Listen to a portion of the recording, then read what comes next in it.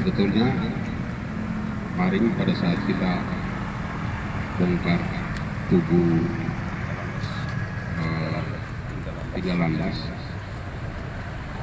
ada banyak juga yang tidak terima bahwa disampaikan bahwa ini sejarah. Tapi ketika kalau saya lihat tubuh tiga landas, tidak seperti tubuh Cendrawasih dan tidak seperti tubuh Patimura. Ini kan ada di Nabire dan ada di Papua, tidak ada motif-motif Papua. Kemudian ini harus ada kita perbaharui untuk ikon Nabire depan kantor bupati. Kita harus bangun satu tubuh yang model baru, bahwa Nabire ini kota yang hebat. Lagi sekarang kan negara percayakan kita sebagai ibu kota provinsi Papua Tengah, maka ikon Nabire harus kita wujudkan di depan kantor bupati. Maka tubuh tiga landas kita bongkar dan kita ada bangun baru, termasuk tubuh Selamat Datang kita juga rehab.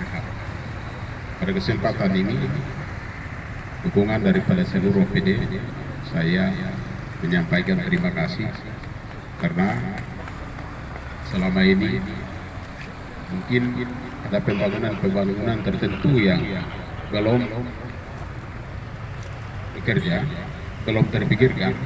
Hari ini semua OPD punya semangat dan motivasi tersendiri untuk masukkan ke kami sebagai pimpinan daerah untuk kami mengambil kebijakan dalam pembangunan Kabupaten Nabire.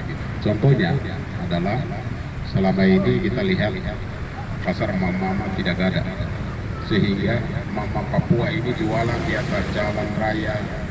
Mereka dapat tangkis panas, dingin, hujan. Maka mulai tahun 2002 kami sedang bangun pasar mama Papua, dan harus mereka punya pasar tersendiri untuk milik mama Papua. Yang kedua, satu asrama Jayapura yang asrama Nabire sudah terbakar sudah sekian lama tahun, tapi hari ini kita sedang bangun 2 lantai asrama Jayapura. Demikian juga ada beberapa hal yang kami, terobosan baru yang kami lakukan, tapi ini masa jabatan kami hanya 2,5 tahun, tetapi di antara 2,5 tahun ini dengan seluruh OPD kami punya komitmen untuk harus kami bekerja. Saya bersyukur bahwa kita akan bekerja 2,5 tahun ini, tetapi kebijakan kami harus bermanfaat bagi masyarakat Kabupaten Nabire. Karena ada pihak-pihak tertentu juga yang turut bekerja, terutama tempat-tempat orang rekreasi, orang reklamasi. Saya juga menyampaikan anggota dewan ya, Pak Udin, Madin, yang punya motivasi tersendiri untuk Taman Gizi yang begitu sudah lama tinggalkan. Tempat itu jadikan tempat yang kurang baik, tapi hari ini mulai jam 6, 7, 8 itu orang ramai di situ. Hanya karena ada ide-ide kreatif tersendiri yang mereka ukir. Hari ini saya bersyukur bahwa pasti banyak orang yang akan motivasi dengan ide, dengan gagasan mereka tersendiri. Kami sebagai pemerintah sesuatu yang baik pasti kami akan menjawab, dan itu kami akan tanggapi positif. Maka saya minta untuk masyarakat Kabupaten Nabire ini masukan, kemudian saran, ide tersendiri sampaikan kepada kami. Sekarang dalam kota pun jalan, berapa jalan ini kami benahi. Terus terang saja bahwa di tahun 2021 ini 2022 karena untuk infrastruktur terutama DHK ini kan kami terancam kemarin, sehingga hanya 81 miliar. Ini kan semua OPD, hanya di PU untuk tangani jalan itu hanya sekitar 3 ruas ya, di pasar Kalipopo dengan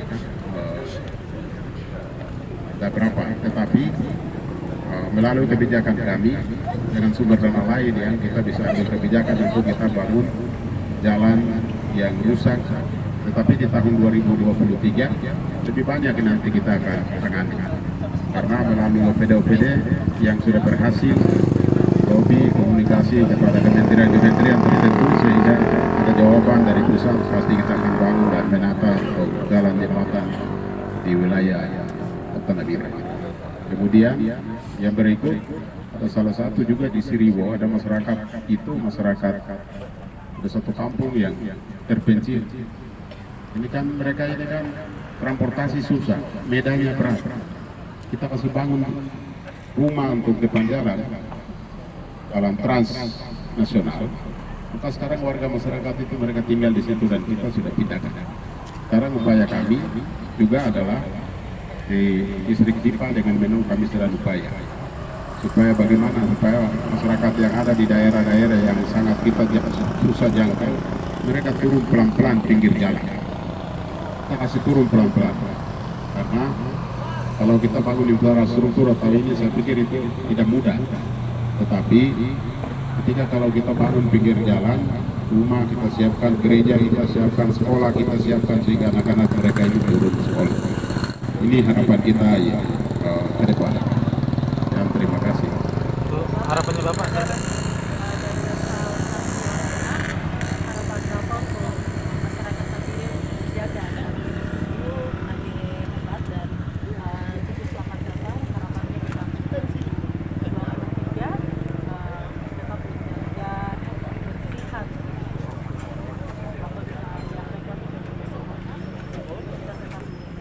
Baik, harapan kami bahwa masyarakat Kabupaten Nabire, saya minta untuk jaga keamanan lingkungan masing-masing, kemudian jaga kebersihan, karena Kota Nabire ini hari ini kita ada, tetapi Kota Nabire ini kan titipan Tuhan untuk anak cucu kita, mereka akan hidup di sini.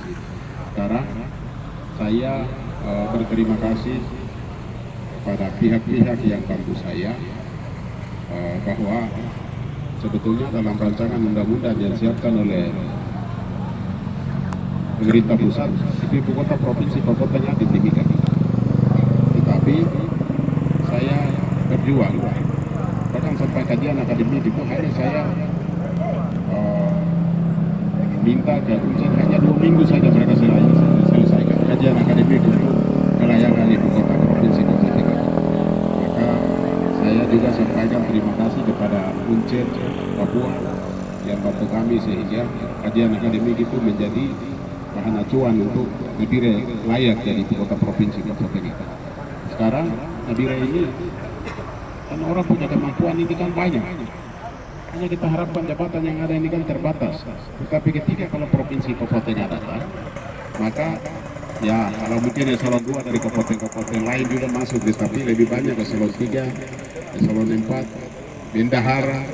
Ini orang Nabire yang akan masuk itu yang saya bersyukur.